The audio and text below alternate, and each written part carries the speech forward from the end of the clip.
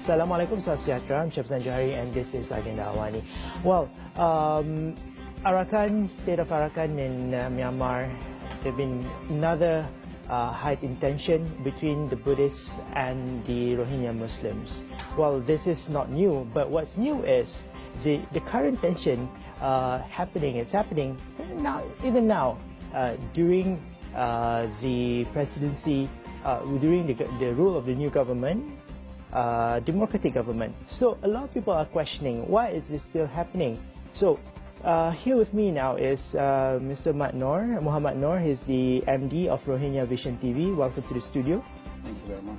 So what people expect when the change of government in Rohingya, when there's no military, when there's the end of military government and the start of civilian government led by Aung San Suu Kyi, things would be better for everyone in Myanmar.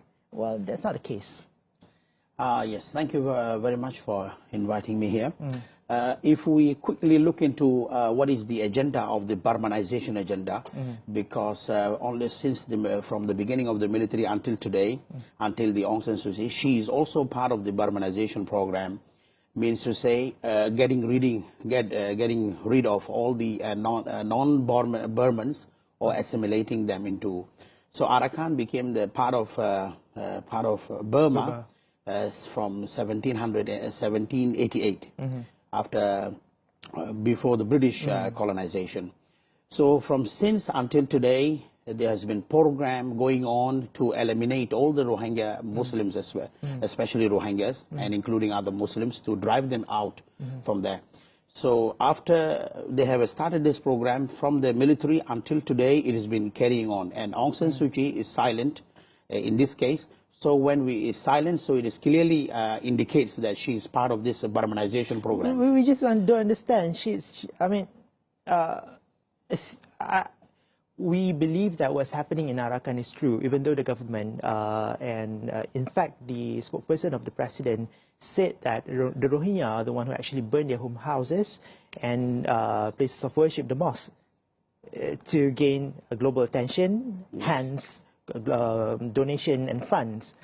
Well, even though they're saying that, I'm just saying to be fair. I mean, so that it could get stories from both parties.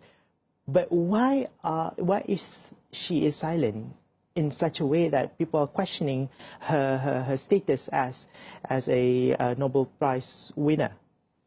So again, we come back to the same, because Burmese government is keep lying to all the medias that the Rohingya are the one who is burning their own houses, burning their own mosques to get the global attention. In fact, because Burmese government has totally controlled this area, which is Arakan, the strip of Arakan. There is no international investigation going on. There is no international media. There is no access to any other sort of communication, so that to prove the allegation. If we look into just the statistics since last year only, I have some very quick statistic here, which shows that there are more than 341 people killed in Arakan state. 341. Not only since the 9 October for the last year of 2016. And more than 1,322 people been arrested. Either they've been eliminated or they have been killed, and nobody knows about them. And there are cases of 205 rape cases. And the list goes on. The properties damaged, and the villages burned, and the raids going on, money extortion. It is happening right in front of her eyes. She is not even indicating to any media that Rohingya is a part of this part of Burma. So again, to tell why she's been silenced, because she has the majority of Buddhist vote. She do not want to jeopardize that, number one. Secondly, she's also part of the Burmanization program, that they want to Burmanize the entire Burma, including Rohingya, which they cannot. That's why they've been eliminating and get rid of the Rohingyas. Let's go back to the history. Arakan was a government. Yes. Many years ago. Yes. It was a kingdom. Yes. And the British came and there's a different story altogether. Yes. Maybe can we go briefly? Yeah, just go very quickly. 1788. 1788, so about 1,300 years ago, the Islam came to Arakan. But the Rohingya were already there. They used to practice different faiths. So Rohingya became Muslim during 1788. Later on in 950, the Burmans, the Mongolite people came into Arakan.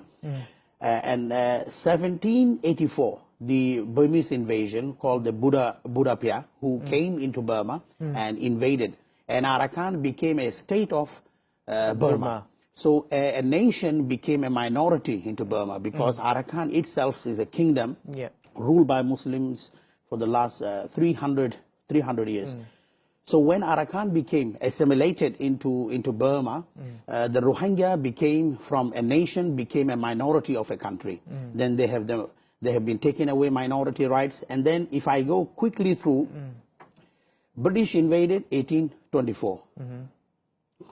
And then later on in 1938, there is a huge exodus. Many people has ran away because of the Burmanization program. They want to Burmanize the Rohingya people. During 1942, the largest massacre, the largest genocide started on Rohingya is 1942. 1942, and that was the first recorded massacre during the British time. Because Burma got independent from British in 1948 and 49, later after 6 to 7 years. So during the British time, they have been prosecuting this. So if I just make it into a short, how this Burmanization program is working, during the British census, Arakan Muslim, who are the Rohingya, they were the 2/3 population of Arakan, the majority of Arakan. Today, if you look into 2016 census, we are not even 15% of the entire population of Arakan. So the genocide has been so systematized that for the last 70 years, they have reduced the population, they have reduced the education level, they have reduced people into poverty. We do not have any professionals, we do not have any doctors, and we are at the edge of genocide.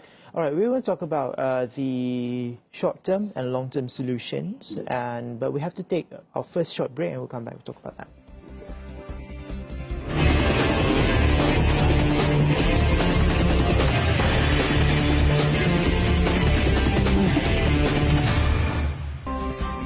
Welcome back to Agenda Awani. I'm Shabzan Johari, and we're still with Mr. Muhammed Noor. He's the MD, Managing Director of Rohingya Vision TV. Well, let's talk about Rohingya Vision TV. It's everywhere. I mean, you've told me you have offices in 5 countries, and just now we used visual from. We've got visual from your organization. Thank you very much. I mean, it is very important now in the age of telecommunication, in the age of the internet, where and it is very different from maybe 20 years ago, where you can share stories from Arakan. You know, what is your plan? How do we get people to tell the stories? Because reporters are not allowed to be in Arakan. Foreign reporters are not allowed in Arakan, for sure. How are we going to get more stories from Arakan? And your role in doing that, of course. Our vision, which is a Rohingya vision in a long form, is first media in the history of Rohingya that is brought is a television broadcasting of a Nilesat, telling the story and getting the information from out of Arakan, and breaking that barrier of the Burmese government that is stopping all the aids, is stopping all the media to go in, so that the rest of the world people will know about it. I might not allow, because we are on television, there are some photographs that maybe you can have a look at it later on. These are some of the images that they've been telling lie, that people are burned to ashes, people are being killed and murdered, and then homes are being destroyed, properties are being looted, and then women are being raped. And Burmese government until today telling all the lies, all continuously telling lies to the world that we have not killed anybody, we have not burned anybody. So our vision is breaking that barrier, getting all these footages, getting all these images, and telling to the world that, look how important this issue is and how serious this issue is. So if we come back to our vision currently broadcasting in 4 languages. One is in Rohingya, Arabic, and then Burmese and English. To educate and to communicate and to break all these barriers and tell the other side of the story. For the last 70 decades, how much of lie, not only telling to the world, even telling to the Burmans themselves, the civilian themselves. That's why they have managed for the last 70 years, they have managed to penetrate not only the international community, not only convince international community, but also convince the Burmese community, which is 55 million population, telling lie continuously for the last 70 decades. Today, even the Burmese people think that the Rohingya is not an ethnic race of Burma. Why? Because they have been erased from the textbooks, from the syllabus, and all those things. So for the last 4 years now, since our vision has given birth, we now have broken all this, and many Burmans, there are many good Burmese citizens who are advocating for us, who are telling that the Burmese government all this while been telling lie. And there are some other people from Burma, from different religion and different faith and different other races, now opening up and hearing to this story. So our vision so far has really managed to break all these barriers and tell. What are your challenges? Our challenges are a lot. Number one, the getting information out. If any one of our reporter in Burma has been arrested, if they have been found in their mobiles, our logos, our information, so he either been going to be killed or arrested or a life sentence. Oh, life sentence. Life sentences. By spreading stories. Yes, just by contacting our vision. Okay. We have many evidence of our people that have been arrested and life sentenced. They're telling that we were talking about public getting their stories across to a media organization. Yeah, to media organization, especially to our vision. Because our vision is the first dedicated Rohingya media that is telling the story. During 9th October, just last month, our website has been attacked by the government, and our website has been attacked by all these hacker organization that is pro-government. We have got all this information through our servers in US. So they have given us a compiled report how they are using, what are the technologies they are using, like boot technique, SQL injection, all those many sorts of names. Just because it is very costly for them if the world knows the truth, especially the ASEAN countries.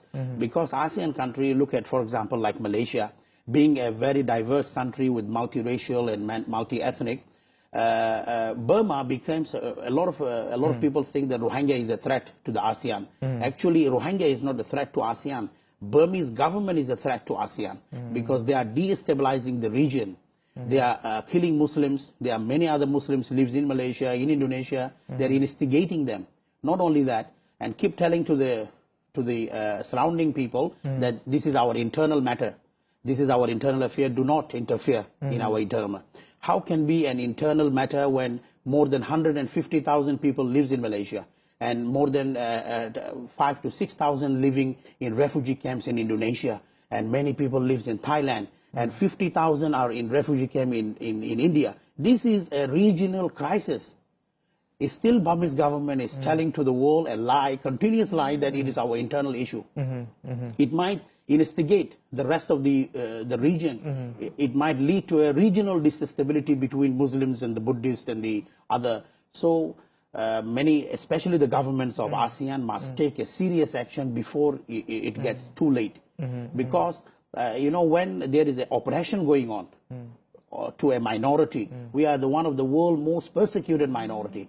So not speaking out, you are actually siding the oppressor automatically. It's a regime. The truth is there. The evidence is there. Everything is there. All you need to do is now act against it to stop this. Otherwise, they're going to destroy this nation totally. All right, we have to take another short break. And when we come back, we'll talk about long-term solution. I mean, short-term solution is about trying to get the story across and tell more people about it. But I'm thinking about, we'll talk about when we come back, about the education, how to prepare the Rohingyas, the young Rohingyas, for the future, and maybe fight for their freedom. Come back soon.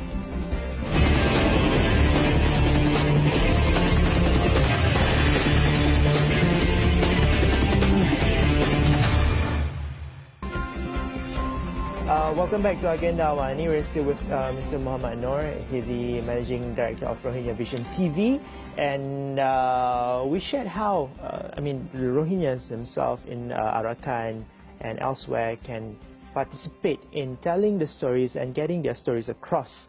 And one important thing is because the access to technology that allows that. Number two is the education, because they're aware now that only through telling the stories they can get their message across. Now, in places like maybe in Malaysia, for instance, the Rohingyas are not granted with refugee status. So when we talk about education, and it's quite difficult, you know, because there is no legal status for Rohingyas in Malaysia.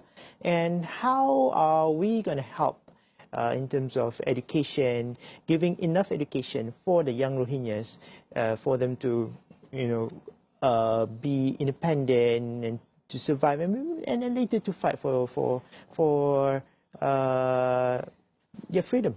Yes, it's a part of the long-term solution, because as we all know that Rohingya matter of Rohingya is being spread globally.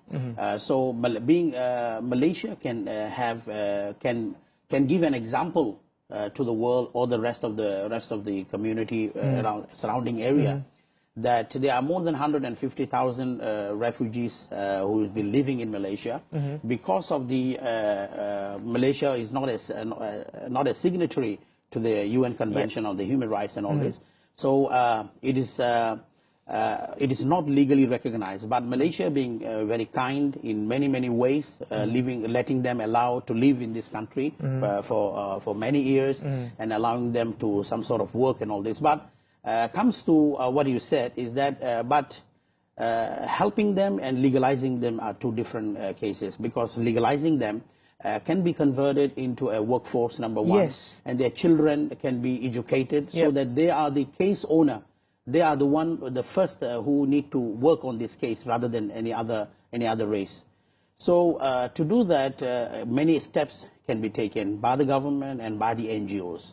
One is that through using UN agency, like UNHCR and all this, and or maybe a separate body that register and then put them into a legal framework that later on, down the line, maybe 10 years or 15 years, these people, their children can get education and health care and transport access to other facilities like medical and all those things. But those are only through UNHCR.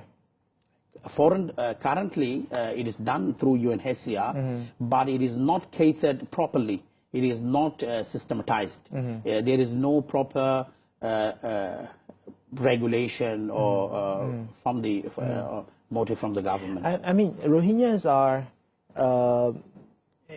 a community, brilliant community. We have professors in Europe.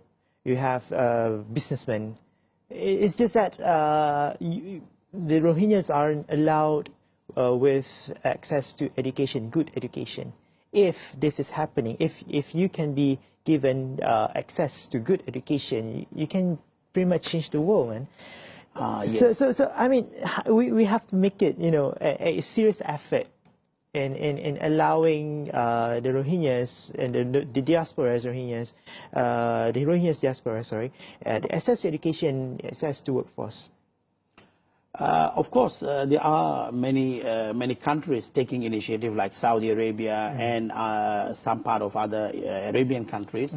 But as a Muslim Ummah, when we talk about Muslim Ummah, we have Saudi Arabia, Turkey, and United Arab Emirates, Malaysia, and then Indonesia, and all these large nations. has the capacity and initiative. Let's say if I put it into some figures, if Malaysia gives about 100 scholarship to Rohingya students, it could be one of the solution. To some of the local universities, there are more than a few hundred universities in Malaysia. If each university just pledge one scholarship to the Rohingya community, deserving community, there are 100. If Turkey does that, if Indonesia does that, if Saudi Arabia does that, down the line, within just 10 years, we will have maybe 200, thousands of graduates going to come. These people are going to carry down. So there are many solutions if the government come along with us together on this. It can happen. We have 1 minute left now. Coming back to Vision TV, the Our Vision TV, is there any particular plan within this couple of months since in the height of detention in Arakan? Do you have any, special coverage? How are we gonna follow your coverage? Yes. Our Vision is a dedicated media, as I told earlier, is a dedicated media on the Rohingya case. But not only we follow Rohingya case, but we also follow the other part of the Ummah, which is like Palestine and Syria and Iraq and many other part of like Kashmir and other part of the Muslim world as well. Because as being part of the Ummah, we need to be caring for all of us. But also, Rohingya is being one of the most persecuted. We also urge, this is one of the organizations that is bringing out the information from there. So helping Our Vision itself, like in terms of logistics, in terms of finance, in terms of all other setting that can maximize and grow this organization. It is also equally helping the Rohingyas in motivating them, in educating them, in all those areas. But what is very obvious now is that we are also, our organization Astra One is also getting help from actually Rohingya Vision to get access to information, visual, because visual is very important. Without visual, people will say you're lying. You're lying, yes. So, thank you very much for the access to information that you've given us, granted us, and inshallah we can work closely together in the future. Yes. All right. Thank you very much, Mr. Muhammad Noor, the managing director of Rohingya Vision TV. We talk about the atrocities that being impacted towards Rohingya in Arakan and how we can help them. And you might have your own comments and suggestions. You can share your what you have to say on our Facebook or Twitter. You can watch us live on astrawani.com or on our on your devices through our Astrawani app. I'm Syabazan Johari. Thank you for watching. Good night.